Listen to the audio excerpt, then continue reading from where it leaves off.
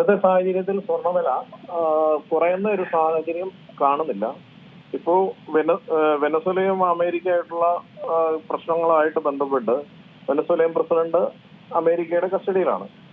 അവിടുത്തെ അധികാര കൈമാറ്റം അടക്കമുള്ള കാര്യങ്ങൾ ചർച്ചയിലാണ്.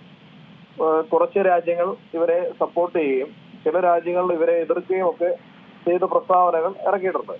അതുപോലെ തന്നെ അമേരിക്കയ്ക്ക് ഉള്ളിൽ തന്നെ ആഭ്യന്തരമായും അനുകൂലിച്ചും പ്രതികൂലിച്ചുമുള്ള വാദഗതികൾ നടക്കുന്നുണ്ട്.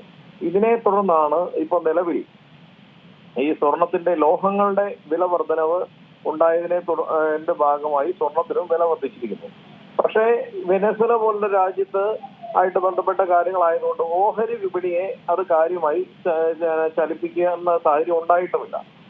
നിലവിലെ സാഹചര്യത്തിൽ സ്വർണ്ണവില ഏകദേശം ഈ നില തുടരുകയോ അല്ലെങ്കിൽ ഇതിന് മുകളിലേക്ക് ഒരു കുതിച്ചുകയറ്റത്തിനുള്ള ഒരു സാധ്യതയാണ് കാണുന്നത്. പക്ഷെ വലിയ രീതിയിൽ ഒരു കൂടൽ ഒരു വില ഉയരാനുള്ള സാധ്യത നിലവിലെ ഒരു സാഹചര്യത്തിൽ ഇല്ല. ഏകദേശം ചെറിയ രീതിയിലുള്ള വിലവർധനവ് മാത്രത്തിൽ നിൽക്കുമെന്നാണ് മനസ്സിലാക്കാൻ സാധിക്കുന്നത്. പക്ഷെ നമ്മുടെ ആരുടെയും പ്രഡിക്ഷനുമായിട്ട് ഒരു തരത്തിലും ബന്ധമില്ലാത്ത തരത്തിലാണ് മാറ്റങ്ങൾ ഉണ്ടാവുന്നത്.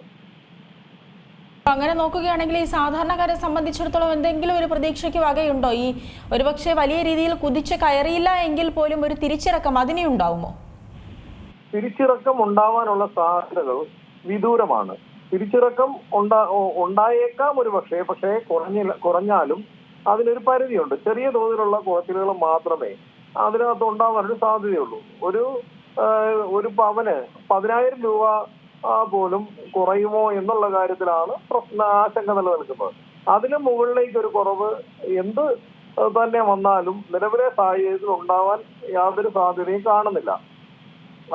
അതിന് വില ഉയർന്നു നിൽക്കാനുള്ള സാധ്യതയാണ് കൂടുതലായിട്ടും നമുക്ക് വിപണികളിൽ നിന്ന് ലഭിക്കുന്ന വിവരങ്ങൾ അനുസരിച്ച് പറയാൻ സാധിക്കുന്നത്.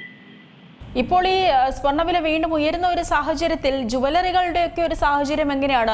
ഈ ആഭരണങ്ങൾ വാങ്ങാൻ വരുന്നവരുടെ എണ്ണം വീണ്ടും കുറയുകയാണോ? എങ്ങനെയാണ് ഇപ്പോൾ ജുവലറികളിലെ ഒരു കച്ചവടമൊക്കെ പുരോഗമിക്കുന്നത്? ജുവലറിയിൽ അത്യാവശ്യ സാധനങ്ങൾക്ക് വേണ്ടി മാത്രമാണ് ആളുകൾ കൂടുതലായിട്ട് എത്തുന്നത്. അല്ലാതെ വലിയ തിരക്കുകളൊന്നും ജുവലറിയിൽ അനുഭവപ്പെടുന്നില്ല. സാധാരണഗതിയിലുള്ള ഒരു ബിസിനസ് മാത്രമേ ജുവലറിയിൽ നടക്കുന്നുള്ളൂ. വലിയ തിരക്കായിട്ട് ഒരു ജുവലറിയിൽ തന്നെ കാണുന്നില്ല. വാങ്ങുന്ന സ്വർണത്തിന്റെ അളവും ഈ ഒരു ഘട്ടങ്ങളിൽ കുറച്ചിട്ടുണ്ടെന്ന് വേണം മനസ്സിലാക്കാൻ, അല്ലേ? ഉണ്ട്. ആളുകൾ വാങ്ങുന്ന സ്വർണത്തിന്റെ അളവ് വളരെ വലിയ തോതിൽ കുറച്ചിരിക്കുകയാണ്. അതുപോലെ ഒരുപാട് ആളുകൾ അവർക്ക് ആവശ്യത്തിന് പല ആവശ്യങ്ങളുമായി ബന്ധപ്പെട്ട് സ്വർണം വിൽക്കുന്നതിനായിട്ട് എത്തുന്നുണ്ട്.